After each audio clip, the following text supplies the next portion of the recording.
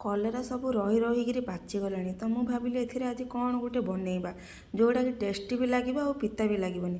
ତ ଭାବିଲି ସେଥିରେ ଗୋଟେ ଚିପ୍ସ ହିଁ ବନେଇଦେବା, କାରଣ ଚିପ୍ସ ହିଁ ବନେଇଲେ ଏତେଟା ପିତା ଲାଗେନି। ତ ମୁଁ ତାକୁ ଦେଖନ୍ତୁ ଲମ୍ବା ଲମ୍ବା ସାଇଜ୍ କରିକିରି କେମିତି କାଟି ଦେଇଛି, ପତଳା ପତଳା କରିକିରି ହିଁ କାଟିବେ।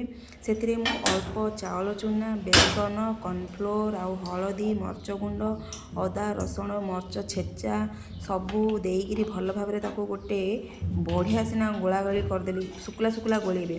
ଗ୍ୟାସ୍ ଅନ୍ କରିକିରି ପୁଣି ମୁଁ କଢ଼େଇ ବସେଇଦେଲି, ତେଲ ସେଥିରେ ପକାଇଦେଲି। ଗରମ ହେଲା ପରେ ଦେଖନ୍ତୁ ଏଇଭଳି ଭାବରେ ଆମକୁ ସବୁ ଚିପ୍ସ ସେଥିରେ ମାନେ କଲରା ଗୁଡ଼ିକୁ ସେଥିରେ ଦେଇଦେବା।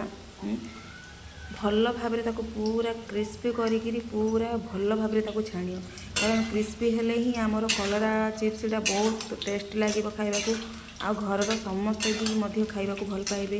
ଏମିତିକି ଛୋଟ ଛୁଆ ବି ଯେଉଁ ଖାଉନାହାନ୍ତି କଲରାକୁ ଦେଖିଲେ ନାକ ଟେକୁଛନ୍ତି, ସେମାନେ ବି ଏଇ ଚିପ୍ସକୁ ଖାଇବେ, କାରଣ ସେ ପିତା ଟୋଟାଲି ଏମିତି ଯଦି କ୍ରିସ୍ପି କରିକି ଛାଣିବେ ଟୋଟାଲି ପିତା ଲାଗୁନି।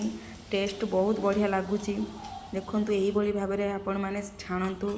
ଆଉ ମୁଁ ଦେଖନ୍ତୁ ମୋର କ୍ରିସ୍ପି ହେଇଗଲା, ସେଥିପାଇଁ ମୁଁ ଗୋଟେ ଥାଳିକି ୟାକୁ ସବୁ ଯେତିକି ଚିପ୍ସ ମୋର ହେଲା ସବୁ ତକ ମୁଁ ଥାଳିକି କାଢ଼ିଦେଲି। ଏମିତି ଆପଣମାନେ ବି ଥରେ ଟ୍ରାଏ କରନ୍ତୁ, ଘରେ ବନାନ୍ତୁ ଆଉ ସମସ୍ତଙ୍କୁ ଖୁଆନ୍ତୁ, ପିଲାମାନଙ୍କୁ ବି ଖୁଆନ୍ତୁ। ପିଲାମାନେ ବି ବହୁତ ଖୁସିରେ ଖାଇବେ। ଆଉ ଏତେ ଖସଖସ ହେଇଛି ସେଇଟା ମୁଁ ଏବେ ଖାଇକିରି ଆପଣମାନଙ୍କୁ ଦେଖାଉଛି। ଦେଖନ୍ତୁ ତା'ର ସାଉଣ୍ଡ କେତେ ପୁରା ଖସଖସ, ମାନେ ଏତେ କ୍ରିସ୍ପି ସାଉଣ୍ଡ ଆସୁଛି। ତ ପ୍ଲିଜ୍ ଏନ୍ଜୟ କରନ୍ତୁ, ବନାନ୍ତୁ ଆଉ ମୋ ଚ୍ୟାନେଲକୁ ଲାଇକ୍ ସବସ୍କ୍ରାଇବ୍ ବି କରନ୍ତୁ।